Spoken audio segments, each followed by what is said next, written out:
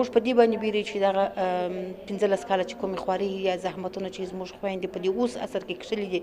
او ځان یې ترې ځای رسولی، زحمت یې کښلی دی، تر عالي تحصیلاتو تر ماسترۍ ځایونو رسولي دي، چې خدای نخواسته بیا داسې حالت رانسي چې بیا به هم هغه ناخوال لکه تېر چې موږ تاسې خلکو تجربه کړه چې بیا هغه حالات سره مخامخ کړو. نو په همدې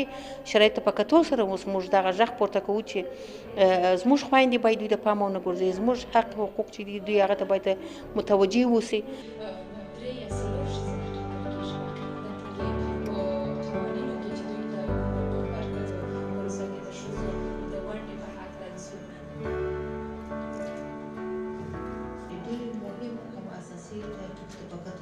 موږ ټوله سولې ته ضرورت لرو او سوله داسې سوله موږ غواړو چې په دې سوله کې د ښځو او د نارینه‌وو د ټولو حق او حقوق پکښې کې خوندي واوسي.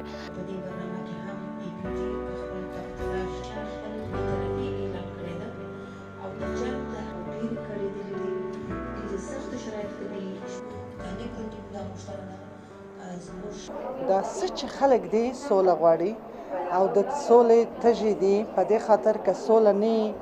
نه مو اقتصاد سمي، نه مو تحصیل سمي، نه مو په کور کې آرامه یو او ترڅنګ نور خشونتونه، کورني خشونتونه تاوتریخوالی ډېرېږي